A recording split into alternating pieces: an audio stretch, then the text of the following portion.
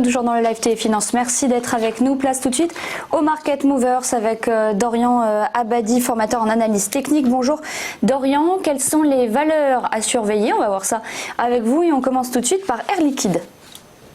Bonjour Clotilde, effectivement donc 3 valeurs ce matin histoire de ne pas être trop impacté par l'évolution de l'épidémie du coronavirus qui risque d'impacter fortement à la baisse aujourd'hui encore la bourse de Paris entre autres puisque donc l'épidémie se répand notamment en Italie qui est le pays le plus touché en dehors de l'Asie.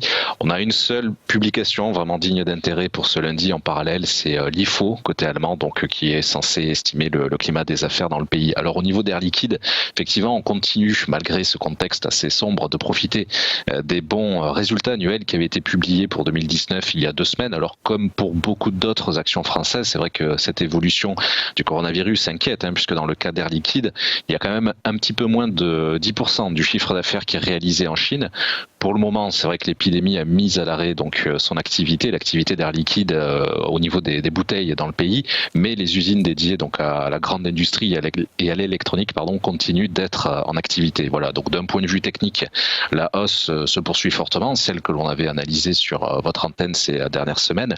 On est d'ailleurs sorti du canal haussier qui concentrait donc l'essentiel des cotations depuis janvier 2019 et surtout depuis près d'une semaine le cours s'est stabilisé sur les 140 € l'action.